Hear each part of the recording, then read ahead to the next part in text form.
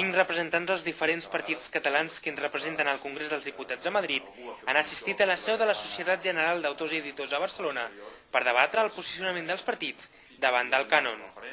Tot això passa després que Mariano Rajoy critiqués la posició d'un col·lectiu d'artistes que recolzaven a Zapatero per la continuïtat del cobrament del cànon.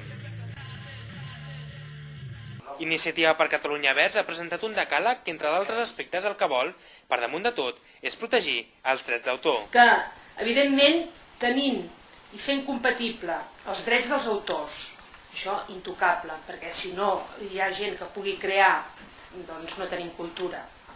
Per la seva banda, Esquerra Republicana de Catalunya ha anunciat que en els 30 primers dies després d'haver-se constituït el Parlament faran una proposició de llei per tal de modificar la llei de propietat intel·lectual i demanar al Ministeri de Cultura que es faci públic el funcionament de les entitats de gestió. Que presentarem en els primers 30 dies una interpel·lació al Ministre de Cultura per debatre el funcionament, la filosofia de les entitats de gestió, perquè, no us ho amago, les volem el més públiques possible i el més nacionals possibles. El diputat de Convergència i Unió, Jordi Xuclà, només s'ha limitat a dir que els artistes han de posar preu a la seva creació, com si d'una feina més es tractés. Creiem en l'economia de mercat, la creació artística no és economia de mercat, però els artistes també han de posar preu a la seva creació. El Partit Popular s'ha refermat en la postura de no fer pagar el cànon justificant que no sempre que es compra un CD és per gravar música o pel·lícules amb drets d'autor.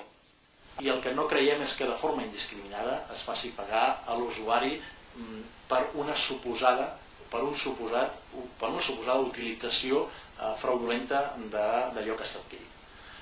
Alex Sáez, del Partit dels Socialistes de Catalunya, ha afirmat que en la propera llei de propietat intel·lectual es debatran els mecanismes de transparència de les entitats de gestió, però ha carregat durament contra la posició, segons ell, en clau electoralista del Partit Popular, posicionant-se en contra del cànon. En aquests vots que creuen que els van faltar per intentar governar Espanya a partir del 9 de març, doncs també hi havia la gent que estava contra el cànon. El responsable de la Societat General d'Autors i Editors a Catalunya, Ramon Muntaner, ha convidat els representants de les 5 forces polítiques a tenir en compte l'opinió de les empreses de gestió a l'hora de formalitzar la nova llei de la propietat intel·lectual i a conèixer molt més de prop el funcionament d'aquestes empreses. Ha informat per Canal Eleccions Antoni Belchi.